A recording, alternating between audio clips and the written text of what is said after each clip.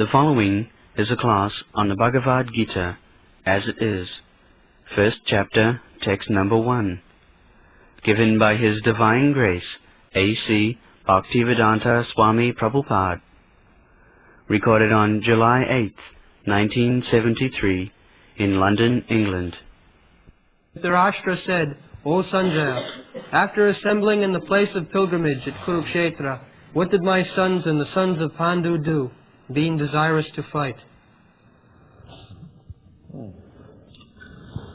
So, the history is that same family, there was dispute who would occupy the throne. Dhritarashtra, and actually he was the eldest son of the king, and next was Pandu. So every country, the law of primogeniture, what is called, the eldest child, in your country, if the eldest child is a girl, she also occupies the throne. That's like present Queen Elizabeth, formerly there was Queen Victoria, before that another Elizabeth. But in India, the woman has no such right. The woman is never given any responsible post. That is the opinion of the greatest politician in the history of the world, Chanakya Pandit. According to his opinion, Vishyasanaiva kartavyam strishu rajakulesu. He has given his explicit opinion that you cannot trust with any responsible post or any responsibility with women and politicians. Those are diplomat politicians, you cannot trust. So the general regulation is that women should remain under the protection of husband, father, husband and children. Just like this, Pandus, their mother, Kunti, she was very, very qualified lady. But still, after the death of her husband, she always remained with the sons. The sons are going to the forest, the mother is also going. Also the wife is also going. Draupadi. This was it. So two parties, Dhritarashtra was the eldest son, but he was blind, bodily defective. Therefore, he was not awarded the throne. His next brother, Pandu, he was offered the throne, but he died very early age, a young man. When these Pandus, the 5 sons, Yudhishthira, Maharaj, at that time not Maharaj, Yudhishthira, Bhim, Arjuna, Nakul, Sahadeva, they were very small children. So they were taken care of by Dhritarashtra and other elderly family. Bhishma Dev, he was the grandfather of the Pandavas. He was the elder uncle of Dhritarashtra. Bhishma was elder brother of Dhritarashtra's father. He was so old, but he was actually, the kingdom belonged to Bhishma, but he remained a brahmachari. He did not marry.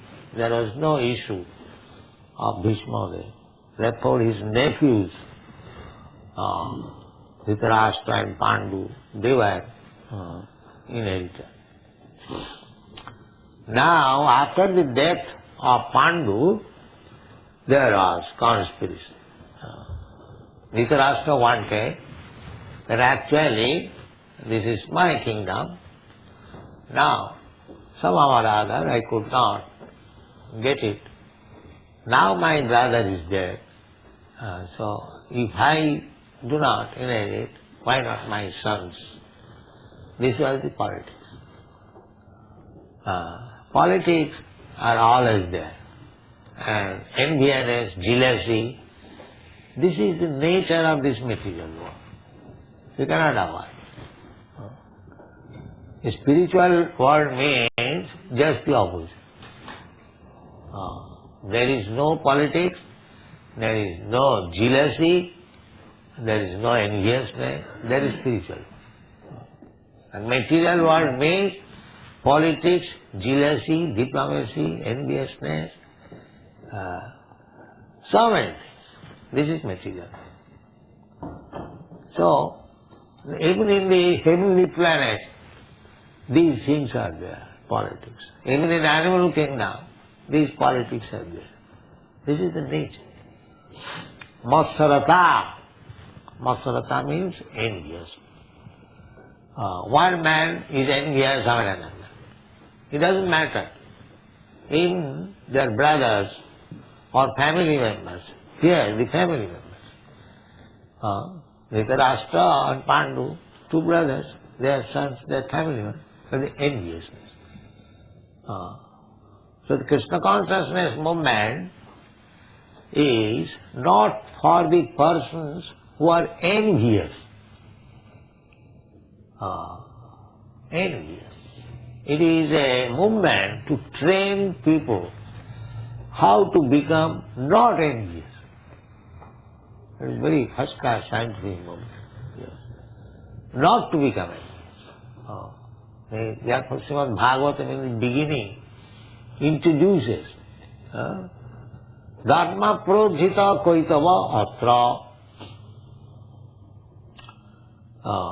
In this Srimad Bhagavatam, Dharma, religious principle, cheating type of religious principle is completely eradicated, thrown out, prodhita,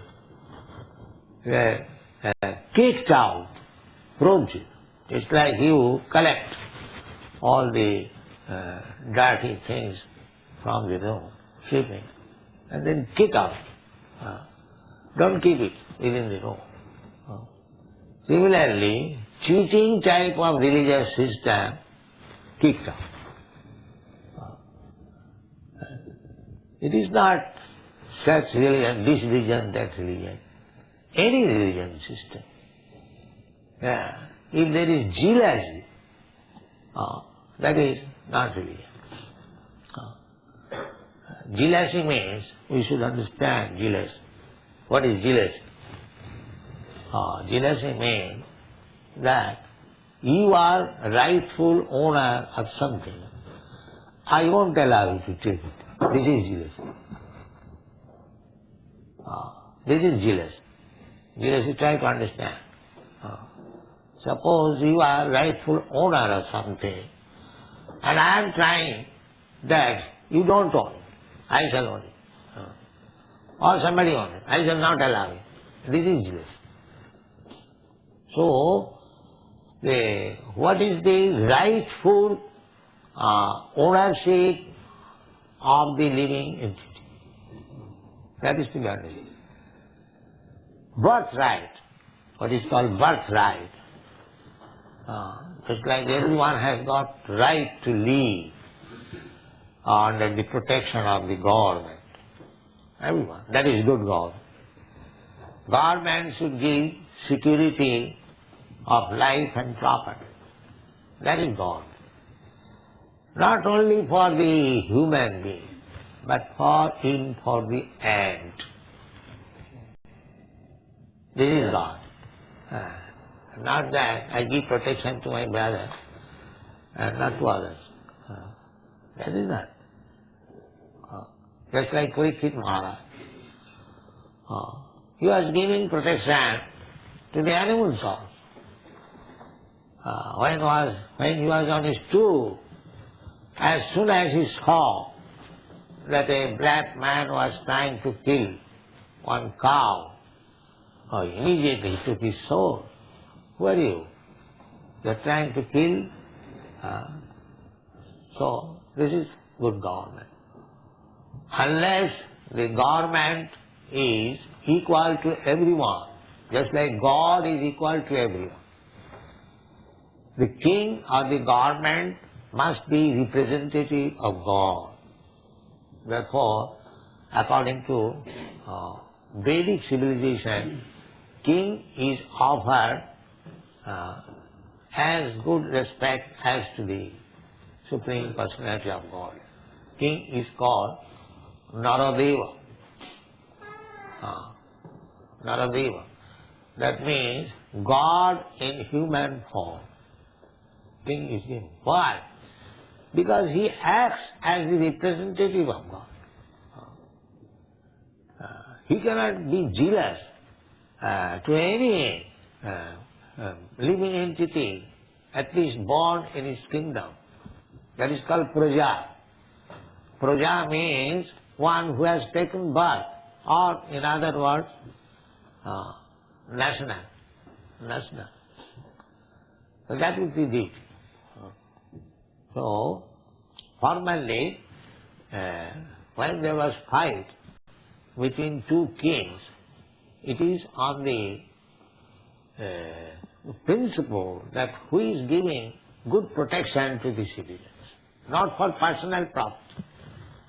Who is able to give good protection, life, security for life and property, he should become. So, these persons, these Dhritarashtra and his sons, they are jealous how they could give protection to the citizens. They are themselves jealous. Just like nowadays, all these politicians, they are jealous. They cannot give any protection to the citizens.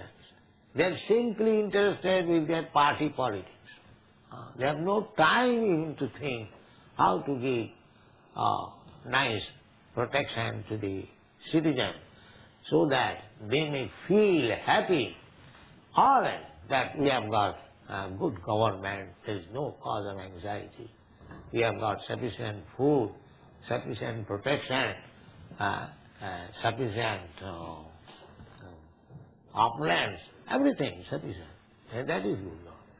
So, here, Dhritarashtra, he is jealous. He cannot give any good government.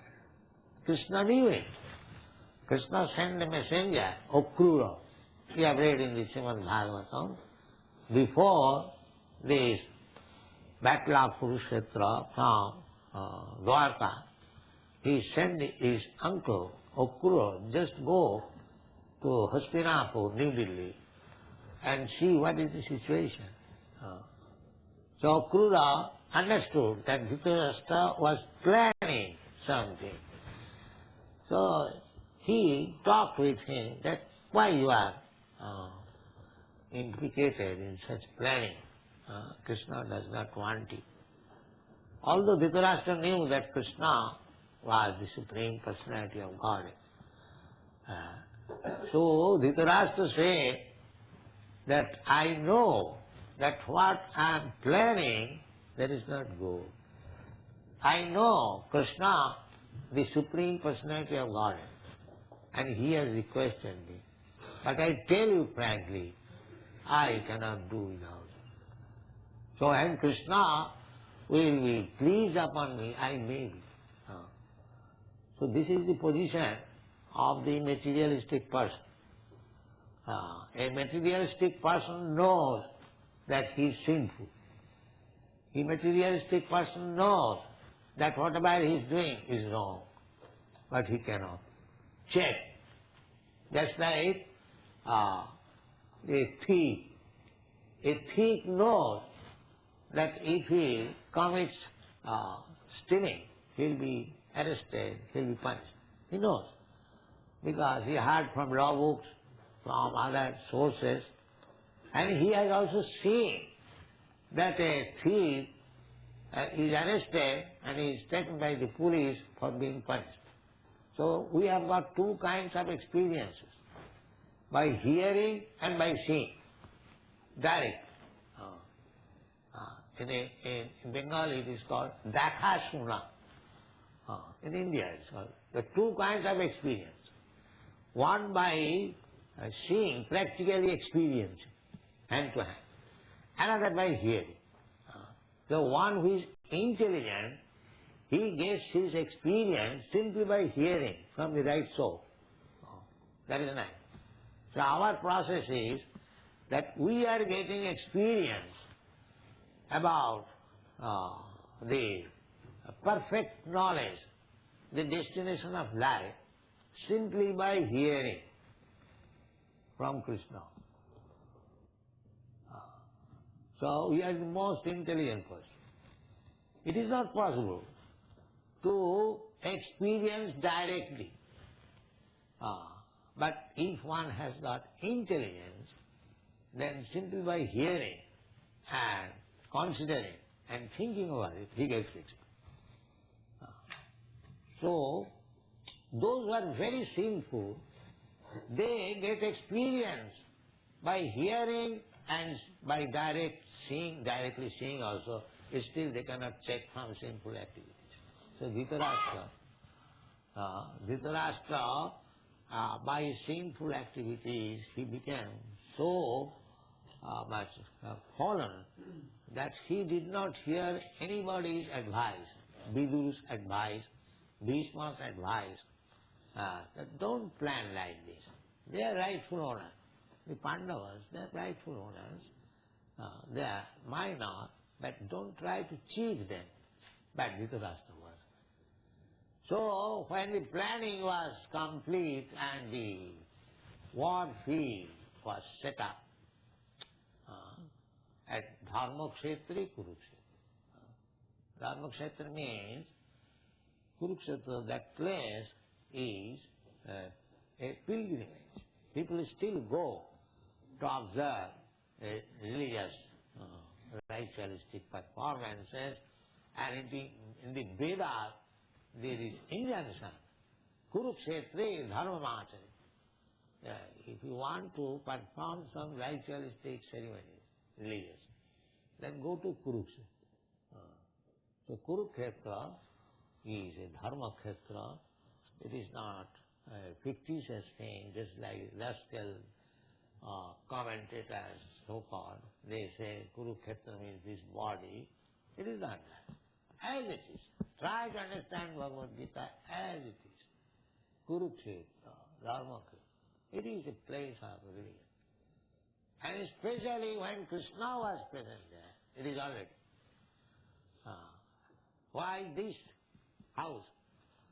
Before our occupation, why this house was an ordinary house? Now it is temple. It is Dharma Kshetra. It is a religious place. Why? Because Krishna is there. Krishna is there. So, either you take Kurukshetra, ordinary place, but because in the battlefield Krishna was there directing Arjuna, so it is already Dharma Kshetra. So formally people were religiously trained up, so they could not speak lies in a Dharma Kshetra. That is still the practice, just like in the Western world, the Christians go to the church, they admit confession. Yes, I am that. But that has become a formality. But actually, one should admit in religious place that yes, I have done. But that does not mean you admit and again do it. No. You admit once, then you are excused. But don't do it again. So here, Dhritarashtra says, the samabita jujusava, all these people, my sons, mamaka, mamaka, that means my sons, and Pandava, and my brother Pandu, Samaveta, they assemble. What is the purpose? The purpose is Jujutsu. This word Jujutsu is still used in Japan. Perhaps you know, Jujutsu, fighting. So Jujutsu, those who are desirous of fighting. Now, both the parties were desiring to fight and they assembled. Why he is asking question, Kima Kurvata? What did they do? Because he was a little doubtful that these boys, after being assembled in Dharmakshetra, they might have changed their ideas. They might have settled up. Actually, the sons of Dhritarashtra might have admitted, yes, Pandavas, you are actually the owner. What is use of unnecessary fighting? So he was very much anxious whether they have changed their decision. Therefore he is asking. Otherwise there is no question of asking. Kima kurva. Just like if you are giving food, if I ask somebody that such and such gentleman was served with nice dishes, then what did he do? This is foolish question. He eat. That's all. What is the question of what did he do? Similarly, when it is already settled up that they were to fight, there was no such question as Kima Kurvata. What did they do? But he asked this question because he was doubtful whether they had changed their opinion.